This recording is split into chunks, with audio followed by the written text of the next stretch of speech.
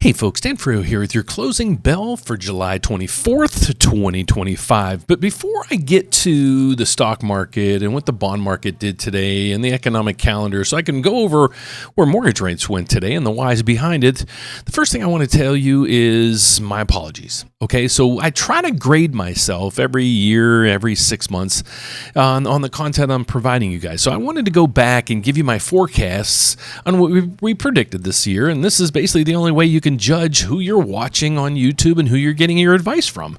And so I want to talk about the predictions that I had at the beginning of the year. And then once we do that, I'll go over and give you the insight of what we have for today. It wasn't so bad in the equity markets. The bond markets took a little bit of hit. Interest rates went up a little bit, not as much as I thought.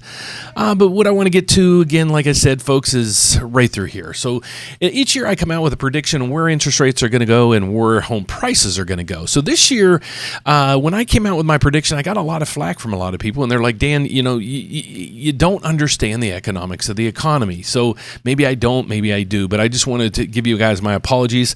All my videos over the last couple of years, you can see right through here. I've been telling you guys that the market isn't going to crash. And it hasn't. That's the good news. The bad news is I've been telling you the markets are going to be flat. And if you've been sitting on the sidelines waiting for that pullback or no home appreciation, you've seen home prices actually going up over the last couple years. We saw home prices go up in 2022, 2023, 2024, and now they're continuing to go up again this year. So there was some information that just came out over the last few days. Zillow came out and said home prices so far year to date or year over year are up 2.9%. They're up about 1.4% year to date. That can also be followed up by the S&P right over here. We followed the Case-Shiller index, home price indexes.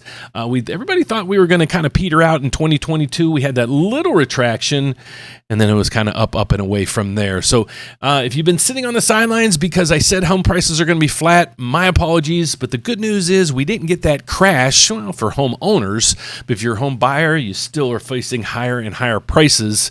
And I still don't see a housing price in the horizon or a housing crash in the horizon. Now, on the side of interest rates, I also said interest rates would be in the range of about 6.5 to 6.75. And that would be at about the middle of the year. And I missed that as well, folks. So I want to go over to the 30-year fixed, and here's where rates are right now. Well, right now we're sitting at 6.81. I thought it would be at 6.5 to 6.75 in this range by this time of year. I figured May, June, July, basically this kind of in the second quarter. We're getting there. We're down from the 7s. We're way down from the 8s that we were in 2023.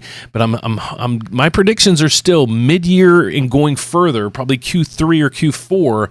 We're going to be at 6.5 because the Federal Reserve is going to be forced to basically cut rates at some point. So I'm getting there on my interest rate, but I missed it on home prices. Home prices are still going up. When I predicted them, they'd be flat as a pancake. So now let's get over to what we want to talk about on a daily basis and why you're here.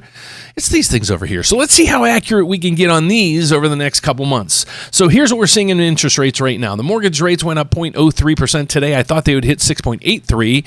It didn't go as high as I thought. We had a little recovery at the end of the day. There was really not much in the form of news today other than continued jobless claims and initial claims, and they actually came in better than expected. So that's saying to the markets, or that's saying to the Fed, well, we don't have to cut rates because the unemployment market, like a lot of people thought as well, was going to crash, is holding its own as well. So we had a solid jobs market today. Now tomorrow, what are we going to see? Well, we're going to see if the purchasing power of the economy is still there intact.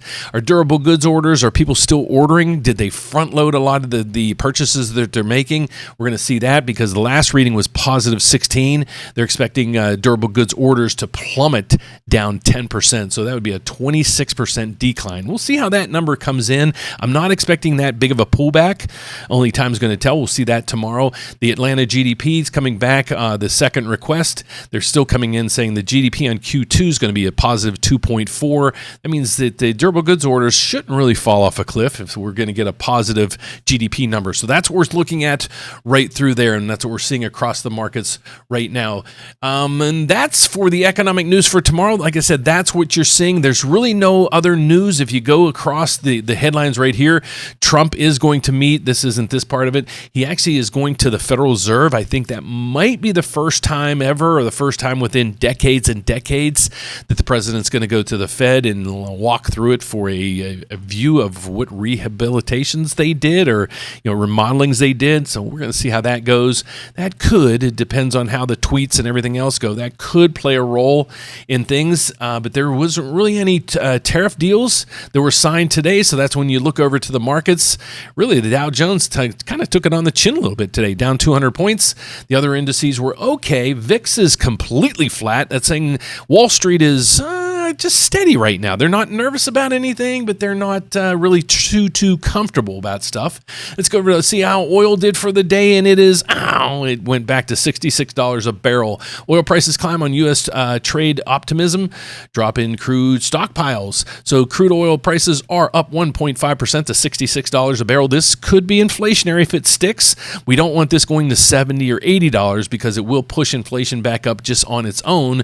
Cryptocurrency on the day, let's see, it's 119,111. Let's see if it can go over 120 by the end of the day. We'll be back at the opening bell tomorrow to see how all these indices are going. But so far today, the MBS market's down 13 ticks. Let's get over to Rick Santelli. He has some news on home sales. This was news that was posted earlier today. I just want you to get some updated information on housing news. So I'll take it over to CNBC's Rick Santelli with the news he has for us in real estate. So what's going on with the home sales, buddy?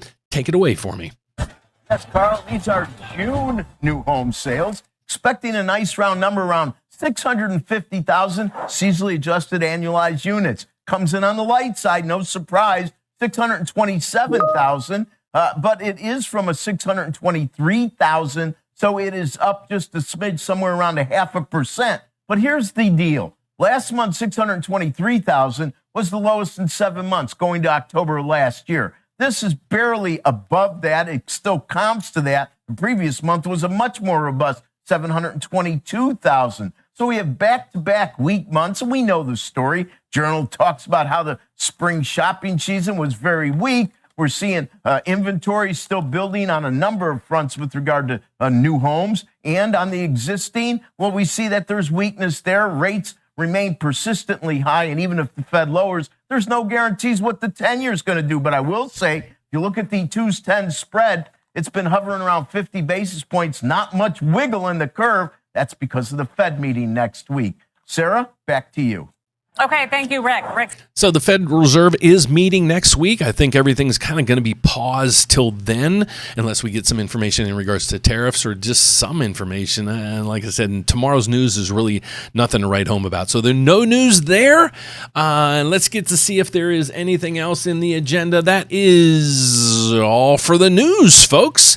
So my name is Dan Frio. I actually do this report twice a day to inform you guys what's going on with these things over here and the whys behind it. So what we're expecting today and tomorrow, not really much in the move of action on mortgage rates. So I'm predicting they're going to be basically steady right now. So if you're looking to lock or float, I'm saying float into tomorrow's news, because if we get a little bit good news, we might get a little bit of a recovery, but I don't see mortgage rates spiking from here. So folks, my name is Dan Frio. Like I said, I do this report to help you guys manage if you're out there looking to buy or refinance.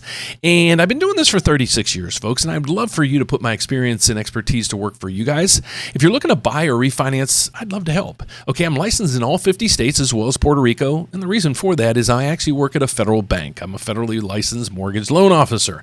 But the unique thing about this bank is we're set up with 33 other lenders. How does this work? Well, we did this because you requested it. What are you looking for if you're looking to buy or refinance a home? You want to make sure, well, obviously the lender has your product, but who's got a best rate and who's got the lowest fees? Well, you can drive yourself nuts by calling and, what's the quote out there? Get at least 3 or 4 quotes. I wonder if we can get you or get you comparisons of up to 33 different lenders.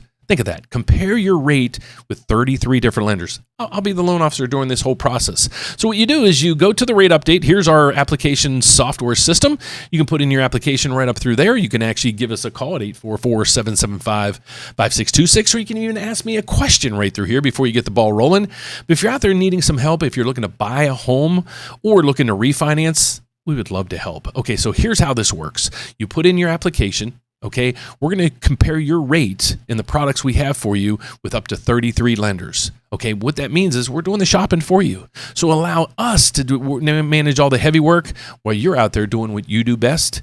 And that is either shopping for a home or spending maybe some time with your family and just putting the mortgage needs on our lap. Okay, so folks, we have a lot of products to offer you, such as if you're looking to buy a house, we have a program that'll give you up to $7,000 in down payment assistance.